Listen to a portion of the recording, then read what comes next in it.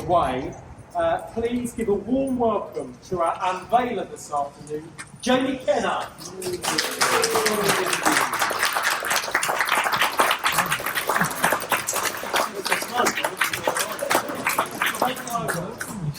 So, good afternoon, ladies and gentlemen, and on behalf of the British Musical Society, welcome to Brighton. We did have the sun earlier on, which was and for those of you who don't know, my name is Dean Captain, and I'm the chairman of the British Musical Society.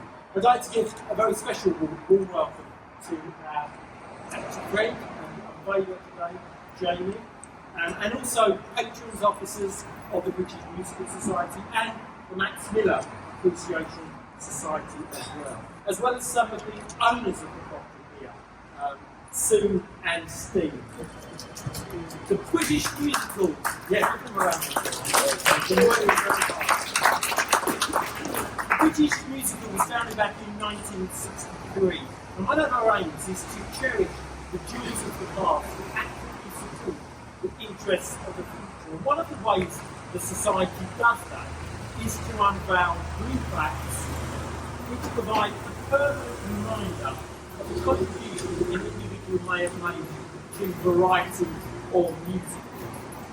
Today's unveiling is rather unique because up until last week there was already a plaque up here for Max Miller.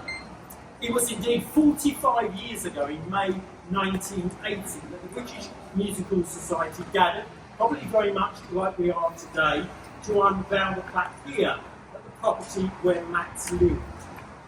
The plaque was unveiled by Cyril Fletcher, and Max built this house originally in 1957, and he lived here up until his death, dying in this property here in May 1963. His wife Kathleen stayed on in the house for a couple of years. The house was left to his sister in his will, so his sister Mrs. Waters moved in. So the reason why the plaque we're unveiling the second plaque, Max, as like many performers, probably was a little bit gave a bit of leeway with his date of birth. So perhaps when the original plaque was done, someone looked at the wrong information. The plaque we took down had the birth date of 1895. It was in fact 1894. And the Max Miller Society will have a copy of his birth certificate. So we're quite confident there's not going to be a third unveiling. Just to confirm, I am 25.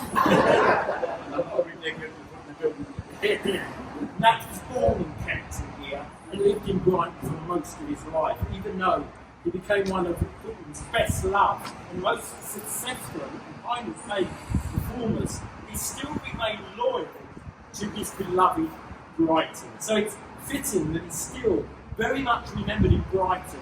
Not only this plaque, there's a plaque just along the seafront of Marine Terrace. Of course, there's the beautiful statue in the Pavilion Gardens, which was unveiled by past president of the Musical Society, Roy Hutt, and Northern Wisdom. And he's even got a walkway named after him as well. And I'm sure that Max would be delighted that he's still remembered and celebrated 62 years after his death.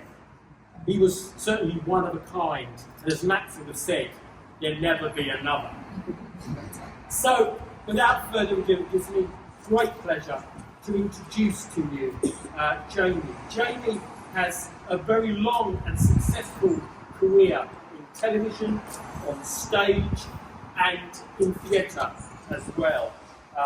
So it's lovely that he's here with us this afternoon to unveil this plaque.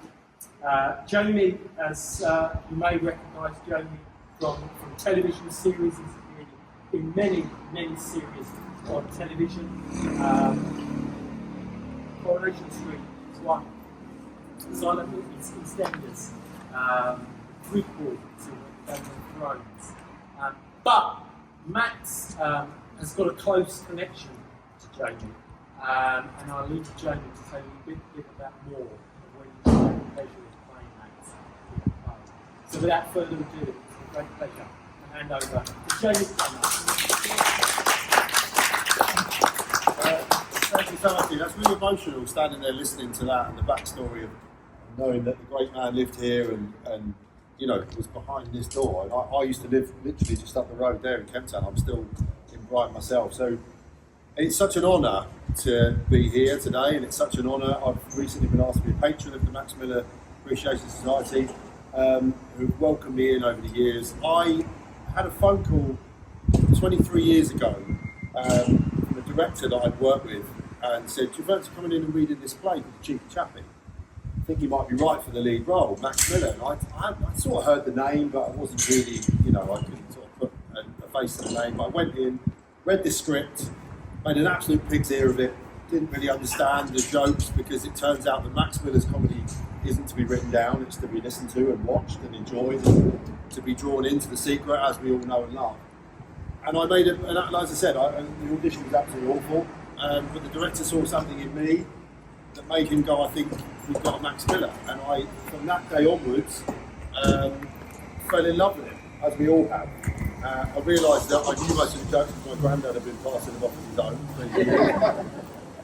But then began my journey, 25-year journey, and my association, my love, just my wardrobe in there. So that began my life. Max Miller, and I started out playing him because I was in a play about him, and I finished up a huge fan, and I'm still a massive fan of him today. I've since then reprised that role several times. The Max Miller Appreciation Society have been so supportive. I turned up here in Brighton when I first moved here 16 years ago and said, "I'm doing this play about Max," and they all sort of looked at me, "Who's this young upstart coming in and playing the great man?" But thankfully, I got to see the nod of approval, and they've been amazingly supportive ever since, and it's a massive honour they asked me to be the patron. So to be here today, to unveil this plaque is unbelievable, and I can associate why he would want to lie about his age. As I said, I'm 25, so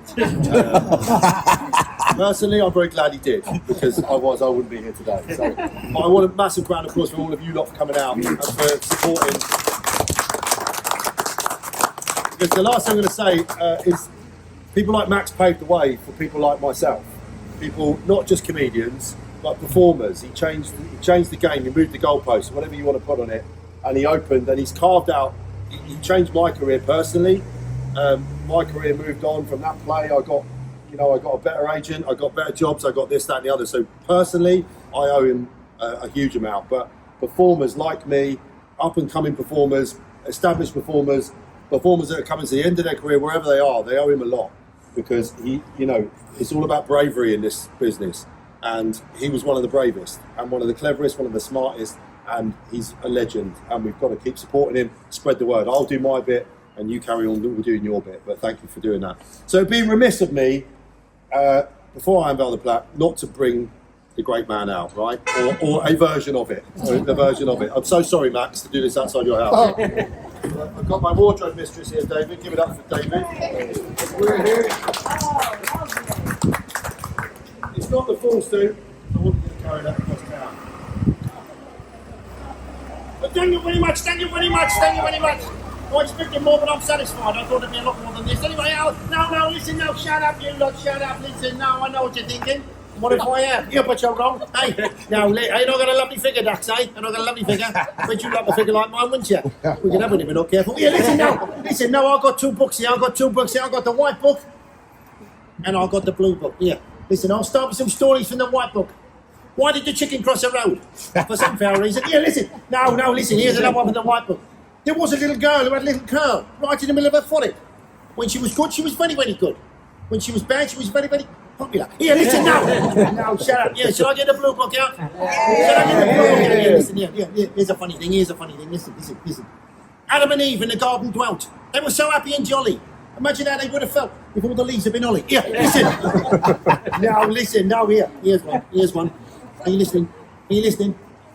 I like the girls who do. I like the girls who don't. I like the girl who says she will and then she says she won't. But the girl I like the best of all, and I think you'll say I'm right, is a girl that says she never will, but she looks as though she. But yeah. Yeah, listen, this woman, she bought a dog. A little dog. A little chihuahua, you see. She was showing it to her girlfriend. Her girlfriend said, "That's not right." She said, "What do you mean that's not right?" She says, "Those little short hairs on it. Shouldn't have little short hairs, it should be like velvet. You want to do something about it?" So she went to the chemist. She said to the chemist, "Have you got anything to get rid of little short hairs?" Stop it, don't shut up. He said, I'll make you sign up, come back in half hour. So she come back in half hour. He said, here it is, I'll tell you what to do. He said, rub it on your legs. She said, it's not for me legs, it's for me little chihuahua. He said, in that case, don't ride your bike for the fortnight. Yeah, listen. Thank you very much, ladies and gentlemen. Thank you very much. There'll never be another. There'll never be another. So without further ado, I think, Johnny the Jacket, it's my honour and privilege to unveil, pull this curtain back, which I'm told is going to be quite a difficult operation. But are we ready? Yes. Yeah, we're here. Drum roll, please. No. Am I Velcro in it? Yeah. It's a bit more paper. I'm going to bill you.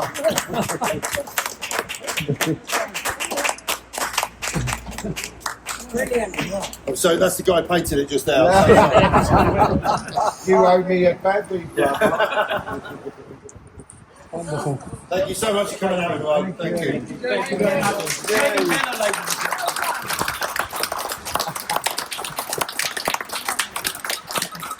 So as we bring this part of proceedings to a close, I'd just like to thank you all for coming to help celebrate and remember the comedy talents of Max Miller. These things, as you can imagine, don't happen without a lot of work, and I'd just like to thank a few people for their help and making today possible.